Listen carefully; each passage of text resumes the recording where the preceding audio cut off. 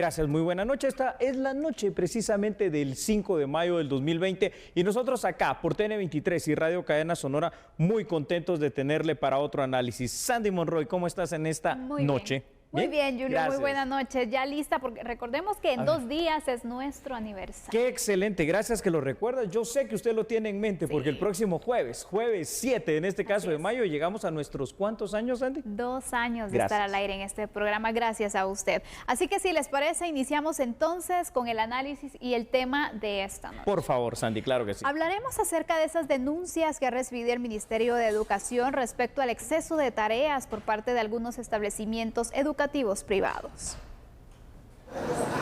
El Ministerio de Educación hizo un llamado a los establecimientos de educación privada para no excederse en el número de las tareas, señalando que los estudiantes no cuentan con el acompañamiento de docentes en casa. Además, sobre este tema se han recibido varias quejas ante la cartera. Aprovechamos para pedirle a los maestros y a las instituciones privadas, donde los niños se han visto sobrecargados de tareas, que por favor no es este el momento ni es la mejor estrategia para dejar tareas de esa manera excesiva a los niños. Los niños no tienen en este momento quien les acompañe en ese proceso de aprendizaje. La cartera recomienda que se evalúen competencias en los estudiantes y se prioricen los contenidos de matemáticas, comunicación y lenguaje, clases que han reflejado el punteo más bajo en las evaluaciones realizadas a graduandos de nivel medio año con año. Les invitamos para que busquen las adecuaciones curriculares que se hicieron en el Ministerio de Educación. Se priorizaron 2 áreas, comunicación, lenguaje y matemática, y se priorizaron las competencias. Recordemos que no evaluamos contenidos, evaluamos competencias para que los maestros, los colegios privados puedan hacer uso de estas adecuaciones curriculares, también para que puedan hacer uso de los materiales que hemos diseñado con el apoyo de algunas universidades. Claudia Ruiz, ministra de Educación, también agregó que aún no se contempla una fecha para que los estudiantes regresen a clases. Ese es todavía, ustedes saben que se está dando el acompañamiento por el Ministerio de Salud Pública, que agradecemos mucho ese acompañamiento y esa capacitación que se nos ha dado para nosotros entender la pandemia. Y como les digo, somos un grupo de profesionales, un grupo colegiado de profesionales los que están atendiendo cómo atender a los niños.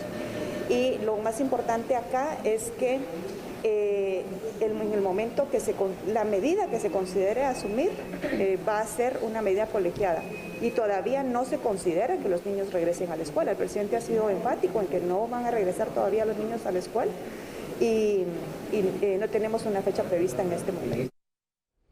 Indudablemente el COVID-19 vino a cambiar la forma en la que hacemos muchas cosas cotidianas y veamos estos datos en pantalla, Sandy, porque cuando hablamos de la educación no lo es menos. Y es que hay algunas instituciones educativas que han optado por las famosas plataformas informáticas. Quizá al día de hoy uno de los medios, ¿verdad, Sandy?, más utilizados durante esta época de confinamiento para poder transmitir el conocimiento a los alumnos. Ahora bien, hay otras instituciones educativas que han preferido un método más tradicional, las guías didácticas físicas que han sido entregadas a cada uno de los alumnos y que por su parte cada uno de ellos pues tienen que ir desarrollando en un tiempo determinado.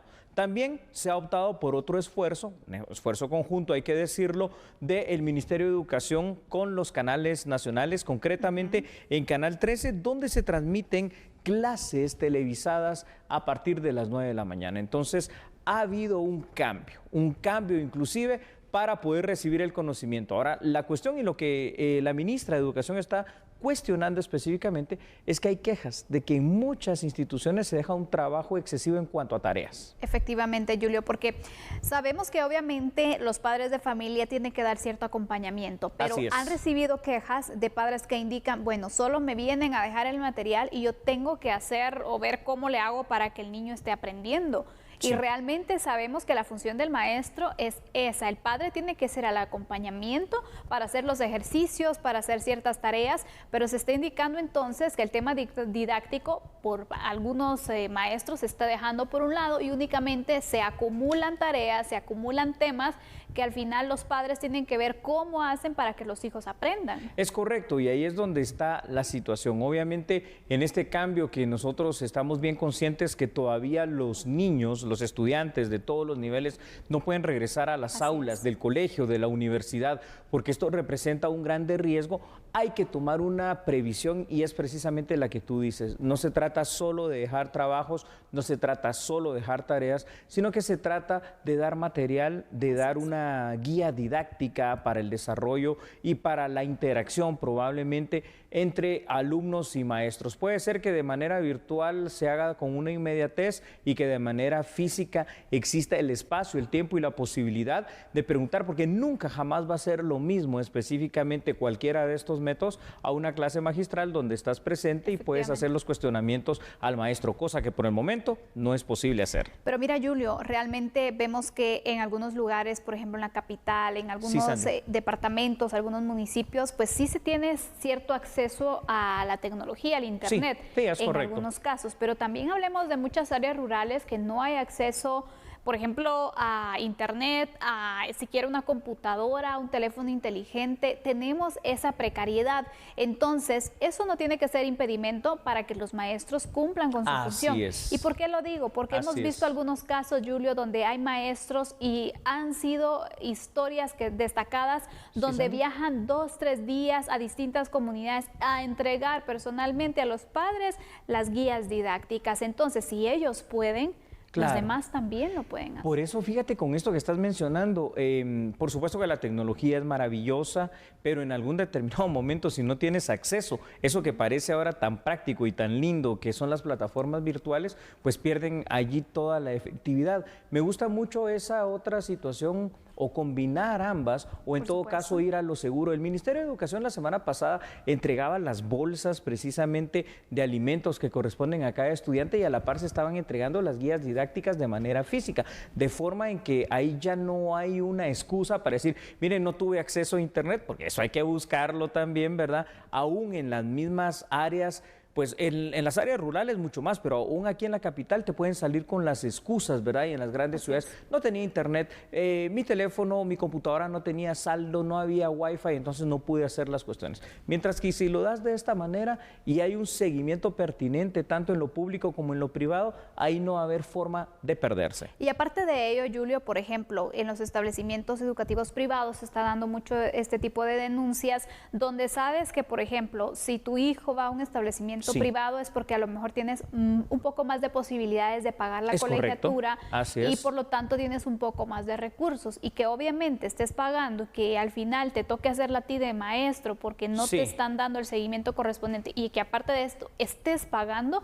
Ese es el malestar de varios padres de familia y por lo tanto también los docentes y los directores tienen que hacerse cargo de ver de qué forma también logran cambiar la didáctica. Y es que aquí está el reto también, Julio.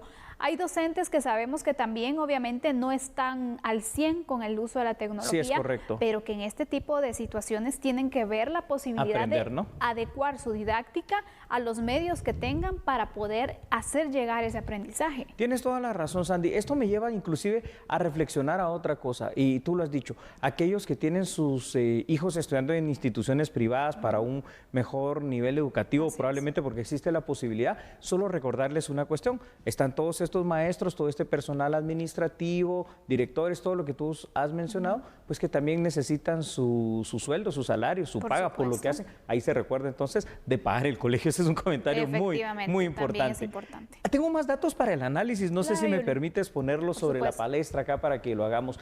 Hay que ver la contraparte, Sandy. Nunca va a ser lo mismo una clase de carácter magistral, una clase de carácter presencial, donde el alumno no solo puede estar presente, puede preguntar, puede interactuar con sus compañeros, con el maestro sobre el contenido que ha impartido. A lo largo de los últimos años también hay una constante. Los graduandos guatemaltecos han evidenciado una gran debilidad, Sandy, de conocimientos tanto en matemática como en lengua castellana. Y esto es muy importante, por lo que al finalizar la emergencia derivada del COVID-19 en este ámbito y aspecto educativo, habrá que plantearse la forma en que presencialmente se pueda reforzar este conocimiento que se ha llevado a distancia o de manera virtual. Y aspecto importante también a considerar es que la emergencia no permitió tener una planificación previa para ordenar de manera didáctica la estrategia para seguir con la enseñanza, sino que simple y sencillamente cuando se vino la suspensión de clases, pues cada quien tuvo que innovar la manera en que iba a impartir el conocimiento y las clases.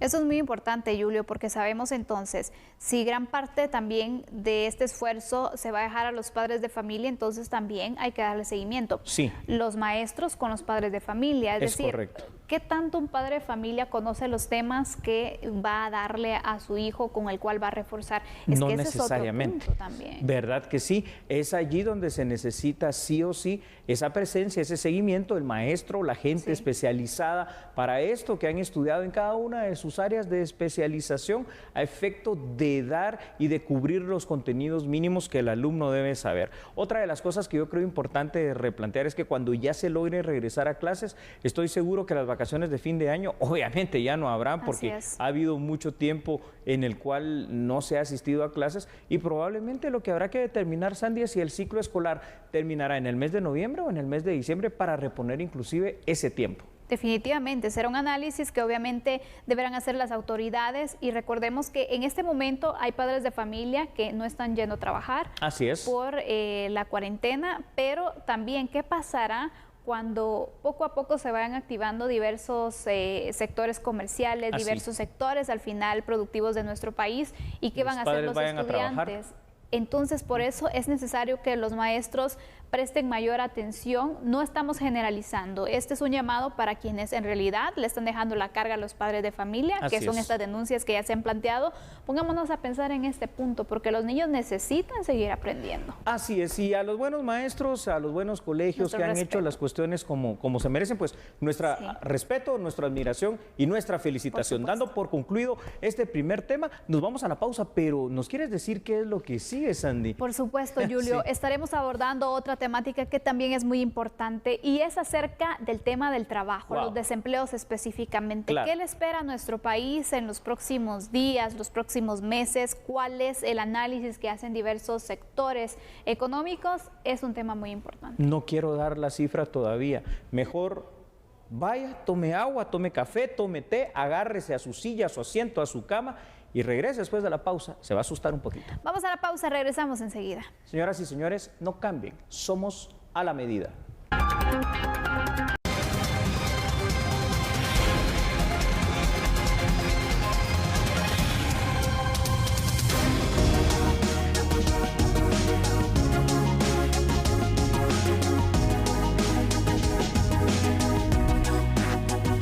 Muchas gracias por continuar en sintonía de A la Medida. Iniciamos entonces con nuestro segundo tema de análisis, el desempleo. Y es que el CIEN ha presentado un estudio donde hacen proyecciones de la cantidad de empleos que se podrían perder por la crisis del COVID-19. Tomando en cuenta un estudio del Banco Interamericano de Desarrollo y otros informes, se proyecta que entre 4 a 6 meses Guatemala podría perder cerca de 500,000 empleos formales e informales. Y del lado de modelos que ha hecho el Banco Interamericano de Desarrollo, se esperan grandes impactos en la pérdida de empleo formal. Se esperan una pérdida de empleo que va desde 98,000 plazas de empleo formal hasta 274,000 plazas de empleo formal. ¿Qué preocupa acá? Lo difícil es para Guatemala recuperar esas plazas de empleo. Hay un impacto que también se puede esperar, que va a tener otros efectos, como que población formal pasa a la informalidad. El mayor de los impactos que estamos teniendo, que tiene un efecto a lo largo y ancho de toda la economía, es el tema de la pérdida de empleos, del cierre de empresas y de la incierta recuperación de ciertos sectores económicos, porque en Guatemala no se recupera el empleo de la misma velocidad con que se pierde en términos históricos, y una pérdida de unos 200 y tantos mil empleos en el sector informal. Asimismo, CACIF presentó una encuesta en donde se indica que 6 de cada 10 empresas opera de forma parcial y 7 de cada 10 ha mantenido su planilla. Al respecto, el Ejecutivo puso en marcha el bono de protección del empleo, que busca beneficiar a 300,000 trabajadores del sector formal. Bien, el COVID-19 está presente y en el mundo también, aún con esa presencia, se está dando una reactivación de lo laboral y de lo económico. Entonces, aquí hay que ver realmente una situación, Sandy, aún aquellos países que fueron más afectados por el COVID-19 han empezado ya sus actividades laborales. Así es. Importante, ¿verdad?, es señalar que en Guatemala aún no se ha llegado al pico estimado como más altos de contagio del COVID-19, cosa que por el contrario ya sucedió en Europa. Entonces, este sí es un aspecto muy importante a considerar para la reactivación económica y laboral. Además, los países europeos y asiáticos que están reactivando sus actividades económicas ya pasaron por un tiempo de cuarentena de al menos 3 meses promedio. Guatemala en este caso lleva 1 mes y medio y sin embargo el impacto económico ha sido muy fuerte. Por supuesto, el hecho de que se retomen los trabajos y la vida cotidiana no significa que aquí en más debamos dejar de un lado las medidas de protección. Al contrario, hay que mantenerlas y si se puede, hay que reforzarlas. Por una simple razón, porque el COVID-19 ahí está, pero la necesidad de trabajo, de empleo y de dinero también.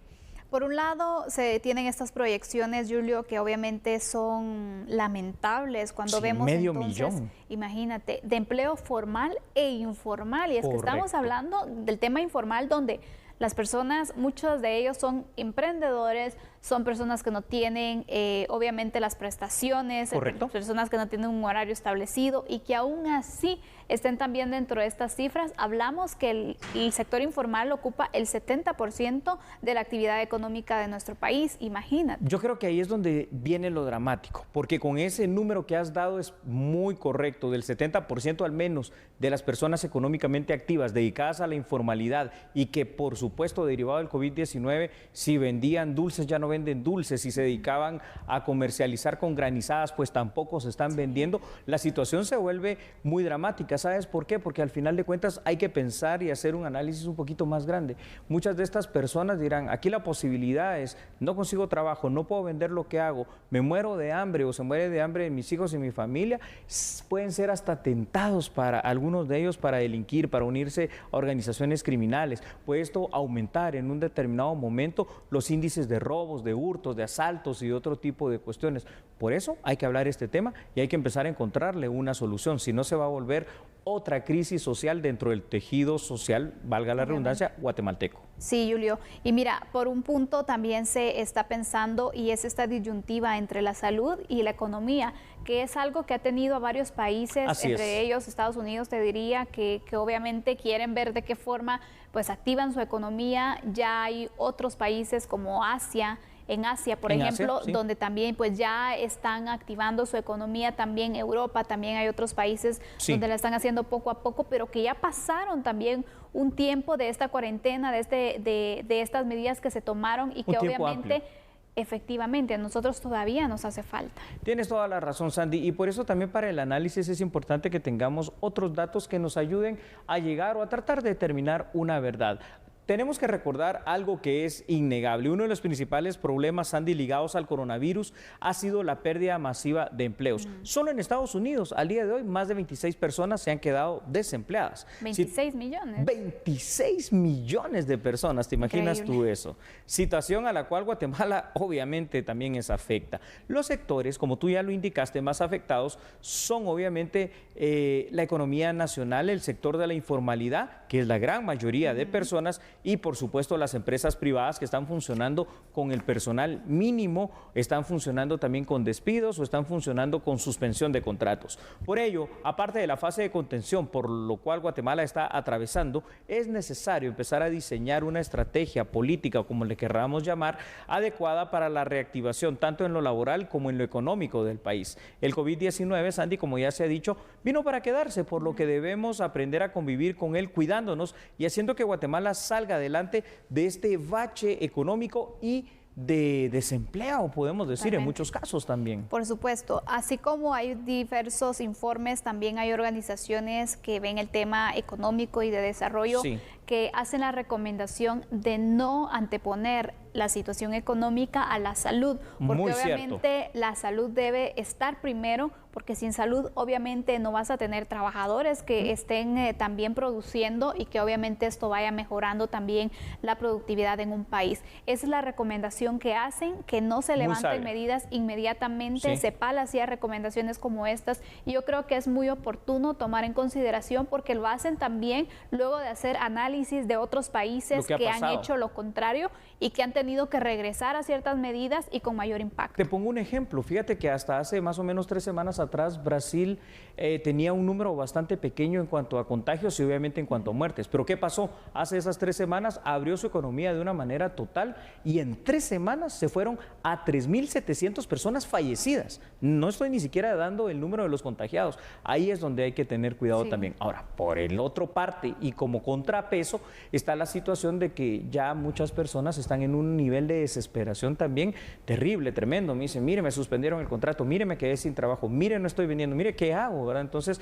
habrá que encontrar ahí un balance efectivo ante esta situación, Sandy, para no perder lo mucho que se ha ganado en cuanto a la contención del COVID-19. Obviamente, y yo creo que una parte fundamental va a ser también para apoyar a todas estas personas el correcto direccionamiento de los programas de ayuda que se han planteado y que ya están funcionando, para que de esta forma se pueda ayudar a la mayor cantidad de personas que lo necesitan y que obviamente el control que se tenga sea el óptimo. Sí, que lleguen esas cajas con alimentos, que llegue también esa ayuda equivalente, el aporte económico, ¿verdad? Que ya se ha hablado y que pues esto sirva de un paliativo. También hay otra situación. Tenemos que empezar a pensar que el mundo cambió, que nuestra vida cambió y que tenemos también en muchos casos que ingeniarnos otras formas para vender el producto o para vender el trabajo que nosotros hacíamos anteriormente, ¿verdad? Empezar a cambiar inclusive de situaciones, cosas o aspectos que hacíamos para tratar de sobrevivir, pasar y obviamente encontrar una forma adecuada, justa y honesta pues de llevar el pan y el dinero a la casa. Muy buena conclusión, Julio. Y con esto vamos a hacer una pausa. Al regresar tenemos la actualización de casos del COVID-19 al día de hoy. Así es. Y también vamos a hablar acerca del levantamiento de un cordón sanitario allá en el municipio de Patzum. Después de la pausa, por favor, siga con nosotros. No cambie, recuerde que nosotros somos a la medida.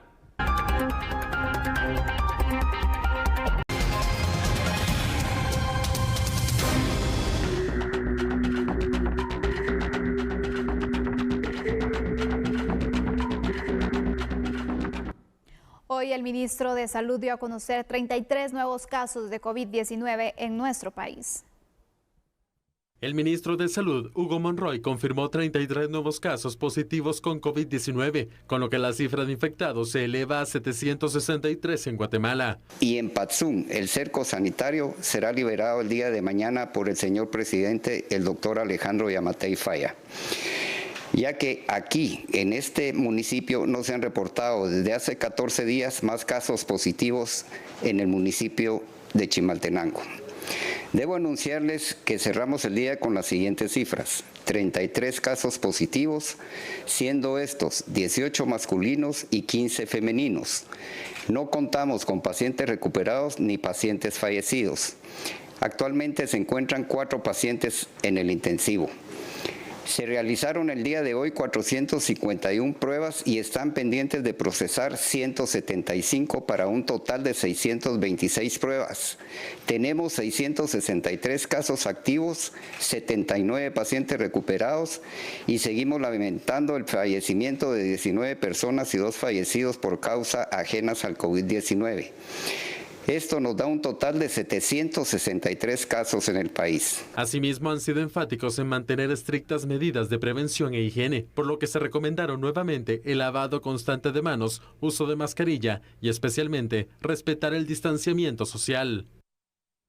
Bueno, felicitaciones entonces a los más de 50,000 patzuneros, porque a partir de mañana ese cerco sanitario se va a levantar. Y es que durante el tiempo que se mantuvo el cordón sanitario allá en el municipio de Patzum, en Chimaltenango, muchas familias, y estoy hablando, Sandy, desde el 5 de abril, estuvieron sin salir de casa y con temor real de adquirir la enfermedad. ¿Por qué? Porque previo a la Semana Santa, como ustedes recordarán, tú también, Sandy, lo recordarás, el gobierno tomó la medida en Patzum por la aparición del primer caso comunitario aquí en Guatemala, del cual en aquel instante no existía ninguna explicación. Las personas contagiadas o la persona que se contagió no tuvo contacto con alguien que haya venido del extranjero o que estuvo en cuarentena, lo cual significaba en aquel momento también un posible foco descontrolado de COVID-19, pero afortunadamente no pasó a más. Autoridades de salud visitaron casa por casa, eso tenemos que recordarlo, allá en Patzún, para poder identificar a las personas que eventualmente pudieran haber estado enfermas o presentar algún síntoma, y se realizaron varias pruebas en el lugar para poder identificar posibles casos de COVID-19. Al día de hoy, pues esto ya pasó y mañana los patzuneros regresarán de alguna forma, Sandy, a lo que conocían como vida normal. Es muy importante porque sabemos que también existía pues cierta incertidumbre en ellos de hasta cuándo podrían estar en esta situación. Es correcto. Y también para el resto de comunidades que no podían ingresar tampoco, recordemos, a Patzún por esta medida sanitaria que se había tomado en cuenta. Pero también es muy importante tomar en consideración que en la medida que se logren focalizar los casos, estos casos comunitarios que se habían dado a conocer, que recordemos que al momento que surgieron también muchos indicaban, bueno, ahora se va a propagar. Se descontroló esto, ¿eh? Exactamente, entonces se logra demostrar cómo, pudiendo focalizar muy bien y tomando las medidas pertinentes inmediatamente, se puede controlar la situación. Ya van varios días que no se han registrado casos y por lo tanto también derivado de este análisis es que se decide levantar el cerco sanitario. Sí, prácticamente lo que se pensaba podía ser un foco, como tú bien lo dices, Sandy, absolutamente descontrolado y absolutamente desconocido en aquel instante de donde salió este caso comunitario, pues se logró no solo controlar, sino que a la vez se logró hacer una fase de contención efectiva, una revisión del estado de salud de los patzuneros y al final de cuentas, pues aunque no tenga explicación, eso será lo de menos de cómo esta persona se contagió del COVID-19. Lo importante es saber que un municipio grande como lo es Patzún en Chimaltenango, importante como lo son todos nuestros municipios, está libre de esa enfermedad y regresará a sus labores. Ahora, también esto no significa, ¿no?, que los patzuneros se van a terminar relajando y van a hacer lo que quieran, ¿no?, a usar las mascarillas, a mantener el distanciamiento social, el lavado de manos constante, entre otras medidas. Por supuesto, no es momento de relajarse, es momento de, bueno, ya superamos una situación, pero vamos a continuar superando lo que se venga. Vamos a continuar entonces con las medidas de higiene, la mascarilla que es obligatoria también y que obviamente evitar las aglomeraciones. En los mercados se deben tomar también las medidas. Mira qué interesante lo que estás diciendo, porque eso me lleva a reflexionar algunos datos también que quiero compartir, si me lo permites, en este instante contigo, con la audiencia, porque son buenos para el análisis. Ya dijimos, más de 50,000 personas viven en Patzún, que es uno de los municipios más grandes de Chimaltenango. Ya que mencionaste el tema de los mercados, sabes, Sandy, que durante todo este tiempo estuvo cerrado, literalmente cerrado, el mercado municipal y la gran mayoría de comercios. O sea, fue muy difícil también para los patzuneros todos estos días. La decisión de levantar el cordón sanitario por parte del gobierno fue tomada porque ya van, como tú decías, bastantes días. ¿Cuántos? Pues por lo menos 2 semanas sin que se presente ningún caso positivo de COVID-19. Mañana entonces el único cordón sanitario que estaría activo sería el de Hualán-Zacapa, que son unos casos que se acaban de presentar hace pocos días. Pero yo creo que con la experiencia ya de Patzún se podrá replicar lo mismo en Zacapa y controlar ese posible brote de COVID-19. Efectivamente, ya tenemos un antecedente entonces, todas las personas de Hualán pueden tomarlo en consideración y que al final sí salieron, que sí se levantaron ciertas medidas, como el tema de los mercados que se cerraron completamente y ahora pues poco a poco van a poder continuar y activar su economía de una forma muy responsable. Es decir, si tomamos en consideración, si hacemos caso de las recomendaciones que se nos hacen, pronto se puede salir y se puede ir avanzando. Esa es la clave. Ahí vamos. 2 cosas importantes a rescatar y tú ya estabas retomando una de ellas. Primero, a los amigos de Patzún, que bueno, una felicitación bastante grande en este caso, y a los amigos de Hualán-Zacapa decirles de que este es el momento específico para hacer todo tipo de caso a las recomendaciones que se les vaya a presentar y que se les vayan a dictar, a efecto de que ustedes también en poco tiempo, en relativamente poco tiempo, pueda decirse que se levante el cordón sanitario, pero por sobre todo, más que el levantamiento del cordón sanitario, se les pueda decir que están libres de COVID-19 y que pueden continuar con sus actividades cotidianas. Mientras tanto, Gualán Zacapa, a tener esa paciencia y hacer caso de todas las recomendaciones. Por supuesto, y el resto de lugares también, porque sabemos que de esta situación no nos podemos liberar. Ninguno. Y que obviamente si nosotros no tomamos en cuenta estas medidas que se deben ir adoptando, si las autoridades municipales también, Julio, no hacen su trabajo en apoyo al gobierno central también,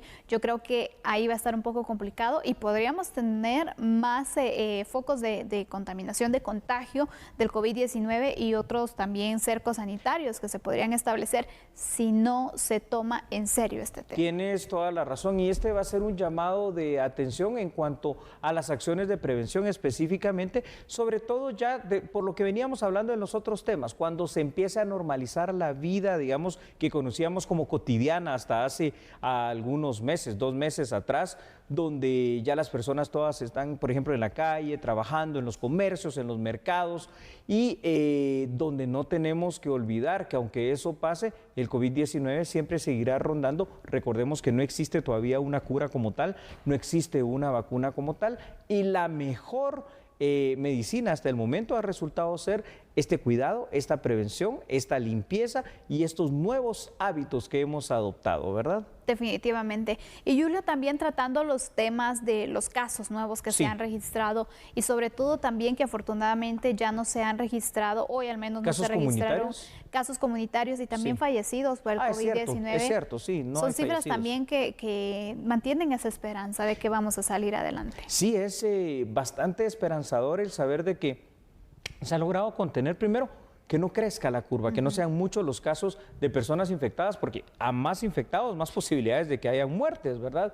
Y a pesar de que la cifra de fallecidos siempre va a ser trágica, en este caso 19, la verdad que es poca, aún con el dolor que esto representa para cada una de estas 19 familias, y eso se respeta, pero es poca en relación a los millones de guatemaltecos que somos. Así que todos a seguir adelante con las medidas, con la responsabilidad y a cuidarnos, ¿no? Por el momento, y a cuidar a las personas más vulnerables también. Es muy importante que nosotros sigamos con esas medidas, que nos cuidemos, que de verdad seamos prudentes y seamos responsables. Es correcto. Vamos a hacer una pausa en este momento, Julio, ¿te parece? Pero hay otras noticias que también deben conocer. Entonces, cuando regresemos, conozcámoslas. Vamos a la pausa.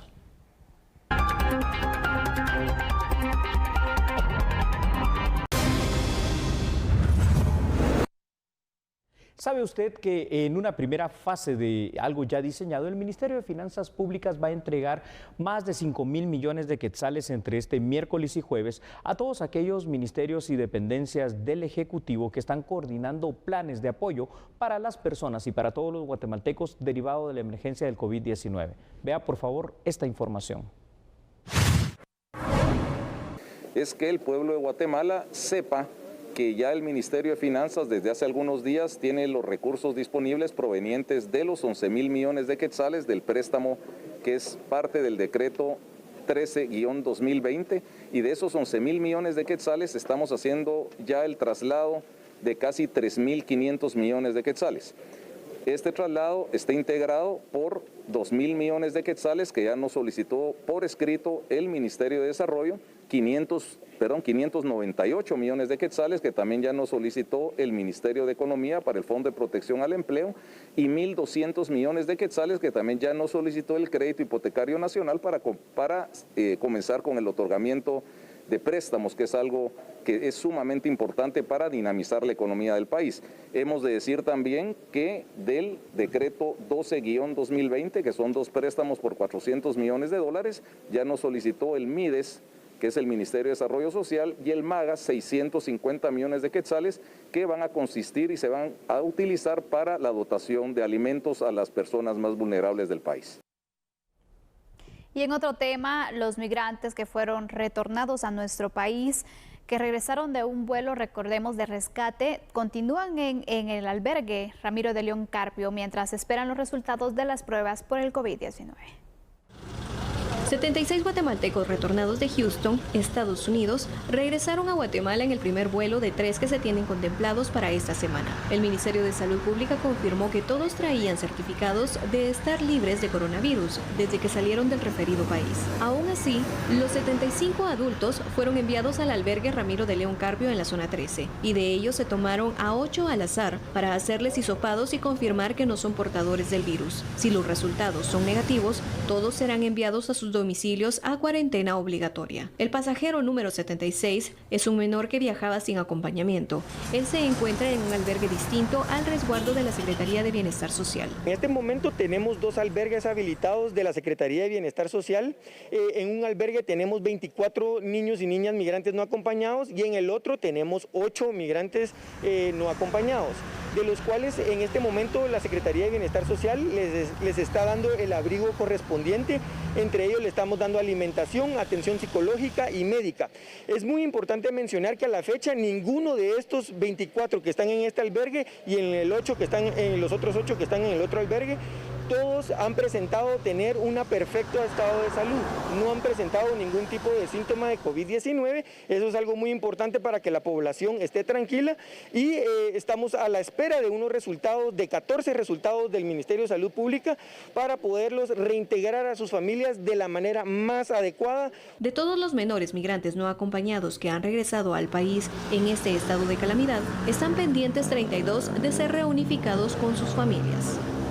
Por favor, escuche esta noticia. Ante la disyuntiva difícil, ¿verdad?, entre la salud y la economía, CEPAL hizo una recomendación a todos los gobiernos latinoamericanos para que no adopte tan inmediatamente todas aquellas medidas de reactivación económica y laboral, llamémosle de esta forma, como lo han hecho ya los países europeos y asiáticos, hasta que no estén seguros que esto no será contraproducente en medio de la emergencia del COVID-19. Veamos la información. Aquí es donde está el gran dilema que hoy están enfrentando nuestros países, es salud o economía. Hay una tensión muy fuerte entre si se privilegia la salud o si privilegia la economía. Y esta tensión la estamos viviendo en América Latina y el Caribe, que están mirando lo que está haciendo Europa, lo que está haciendo Asia, pero claro, ellos están en una fase diferente de la pandemia a la que está América Latina y el Caribe. Aquí en muchos países no ha llegado el pic de la pandemia y aún así ya se está hablando de reaperturas, ya se está hablando de cuarentenas dinámicas y no sé qué. Y el otro gran tema que creo que en América Latina se tiene que abordar sí o sí es la evasión fiscal. La evasión fiscal está costando a esta región 6,3% del PIB. Si no le metemos mano hoy por hoy a la evasión fiscal, no vamos nunca a resolver nuestro problema de problema tributario. Distintas bancadas del Congreso de la República presentaron una iniciativa de reformas a la Ley Orgánica del Crédito Hipotecario Nacional. La iniciativa busca reformas a la Ley Orgánica del Crédito Hipotecario Nacional y a la Ley del Rescate a las Familias de los efectos causados por el COVID-19. El objetivo es agilizar la entrega de recursos financieros en apoyo a las personas beneficiadas de los fondos ante la emergencia y el Programa Nacional de Recuperación Económica. Y esta institución apenas tiene un capital autorizado y pagado de 15 millones de quetzales. En esta propuesta estamos pidiendo que se amplíe a 5.000 millones de quetzales, después de haber hecho las reuniones necesarias y pertinentes con personeros del Crédito Hipotecario Nacional, y así pues se puedan ejecutar los cerca de 5.000 millones de quetzales que se están poniendo en dicha institución. ¿Por qué es esto? Hay un tema que se llama reserva de patrimonio y tienen que tener el 10% de patrimonio para poder prestar el 90% restante. Es decir, si ellos tienen un patrimonio de 100 millones de quetzales, solo podrían prestar 1.000 millones de quetzales, por hablar en números redondos.